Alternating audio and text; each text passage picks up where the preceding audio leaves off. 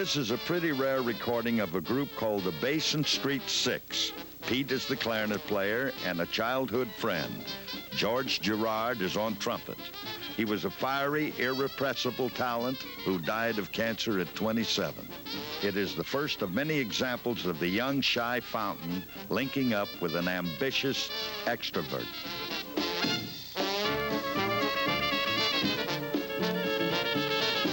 He has played with other bands before this, most notably Fred and Frank Asunto, who would later lead the Dukes of Dixieland. But it was with the Basin Street Six that Pete Fountain would begin to attract national attention. The band was a cooperative one and came out of Phil Zito's Dixieland Express. It began in an unusual way. The sidemen fired the leader. We were in Biloxi and the whole band quit him. You know, like, well, 5 of them quit him out of 6. So we left him there to get a band, and we came back to New Orleans and organized our own band. Nice guy, but we just didn't, at that time, nobody wanted to leave town. And from there, we went to a place called Lenfant's. We put funny hats on and almost like a Spike Jones thing, but yet more of a Dixieland thing.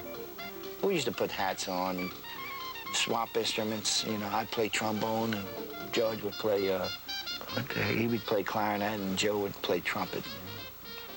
Working with a band like the Basin Street Six was really, the only one didn't drink in that band was George Gerard. And we jumped into a nest of good drinkers. And they were older than George and I. You know, by the time, you know, they were school drinkers by the time we got, you know, got to the band. So they taught me everything they knew.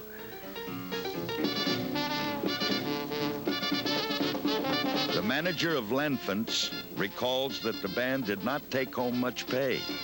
They just applied it to the bar tab.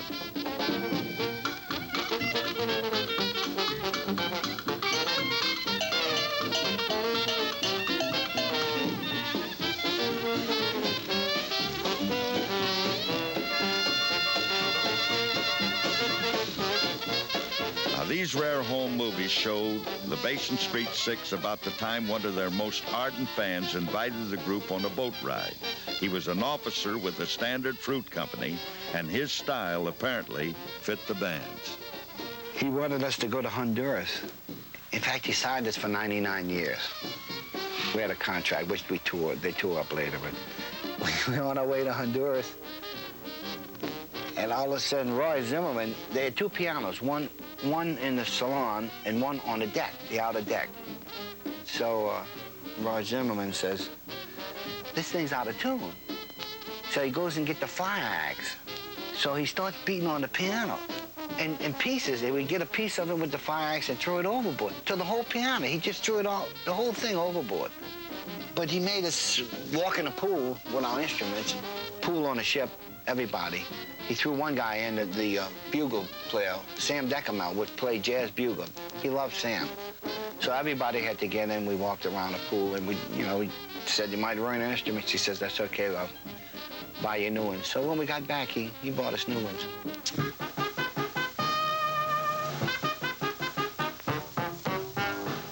By comparison, the Dukes of Dixieland were fairly sedate.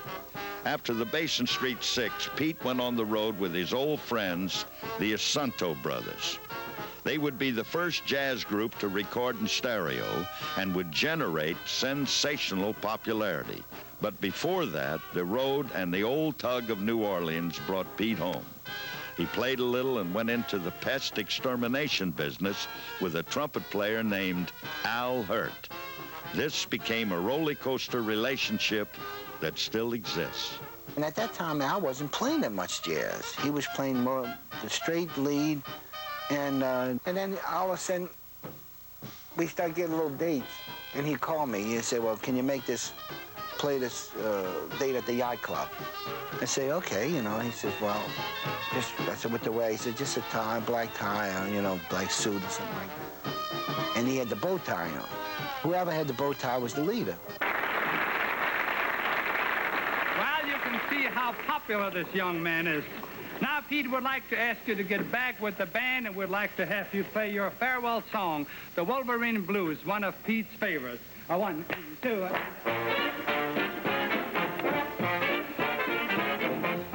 was time for the main bow tie, Lawrence Welk.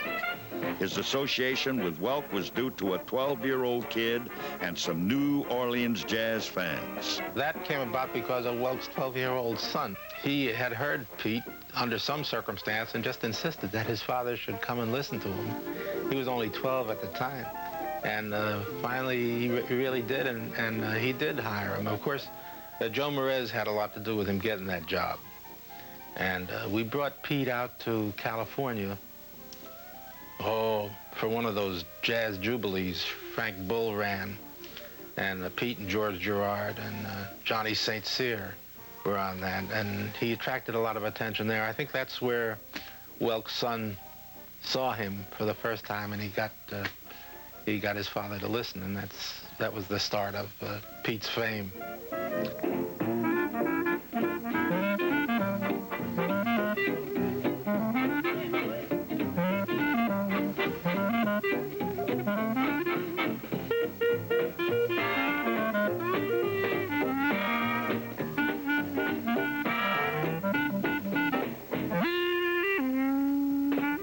Let it be noted here that on the eve of the most profound break, Pete Fountain, acknowledging the tradition of all great New Orleans musicians, either ignored or forgot his first rehearsal with the Welk Band and jammed instead with Jack Teagarden's group. Boy, the next day they say, "Where were you?" You know, his secretary said, "Where were you?" Mr. Fountain. And I said, "Well, I got to town and I left right away. I went into to North Hollywood and sat in with Eddie Miller and Jack Teagarden and all the guys." So they said, "Well, you were supposed to come to the ballroom." Well, that night, they said, "Well, meet Mr. Welk a little early before the ballroom." I was speaking with Lawrence, want to have a little meeting with me, and he says, first thing out of the blue, he says, "Do you drink?" And I said, "Yes." I said, "My daddy drinks, and my grandfather used to drink." I thought he was going to ask me for a drink. Would you have one? Do you drink? He just kept on looking at him, and I kept on burying myself, saying how much I drank. We went to the ballroom, and I had a couple drinks, and he knew it. He knew I was drinking. And I think he just let me to see how far I could go and drink and not play. And at that time, my training in drinking was fabulous. So I could go like 2 or 3 days playing and drinking. So I guess that amazed him. And then from then on, I spent the 2 years with him.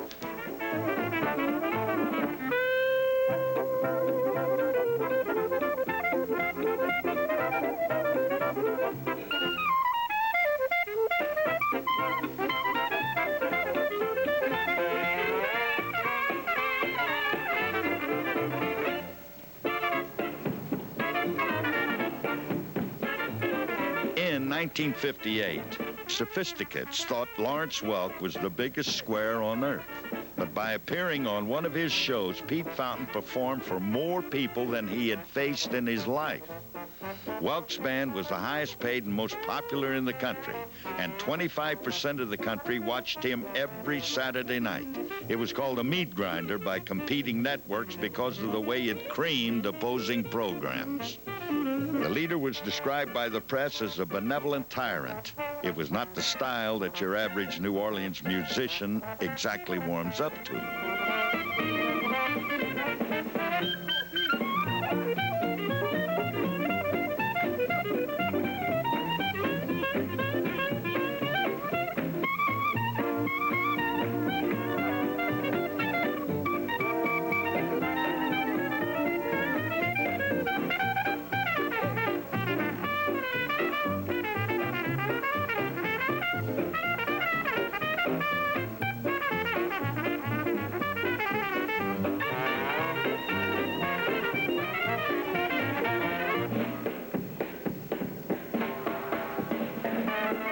Tight structure and regimentation finally began to tell, and Pete Fountain was ready to come home to the extermination business.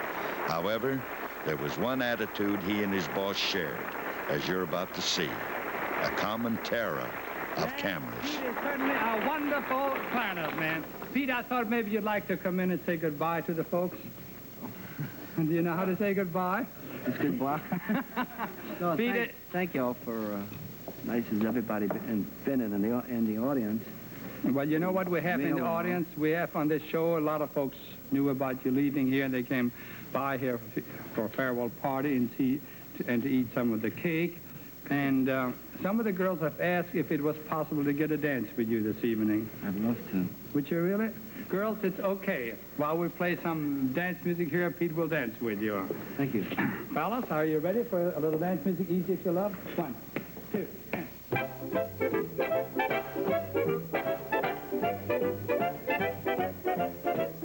I got, Christ, really homesick. And my wife did too. I thought I was going to lose her. She went down to skin and bones and was just grieving for the hometown. She was the only girl. We were both from New Orleans. So it didn't take much for her to sell me, like, let's get back, like where we belong. It is a classic example of the uncanny fountain tendency for being in the right place at the right time. Looking back, it appears he left Welk at the peak of his popularity, making his departure from the band even more significant than his arrival. It was a slingshot that launched a fabulous and lucrative recording period with Coral Records.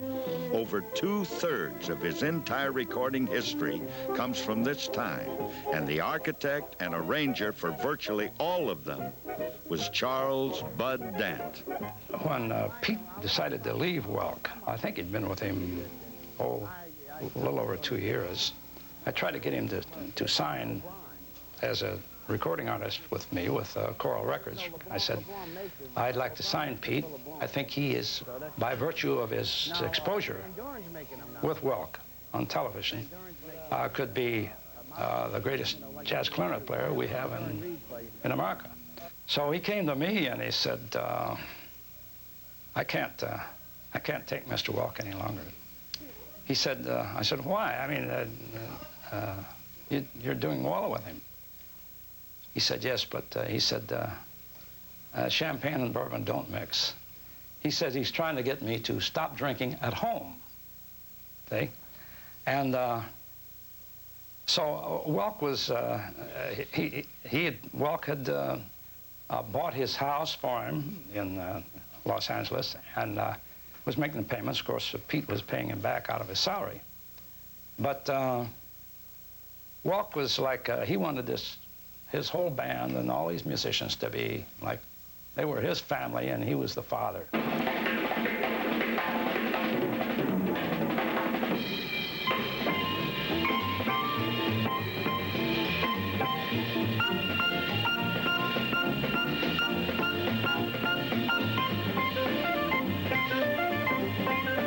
Back in New Orleans, he performed in various groups and locations, including 2 of his own clubs on Bourbon Street. Most of the bands were variations on this Goodman-like sextet, and often included California musicians he had met during the Welk years. Stylistically, he was moving from Dixieland toward swing. At the same time, he was learning to be a leader. Vibes player, Godfrey Hirsch. He was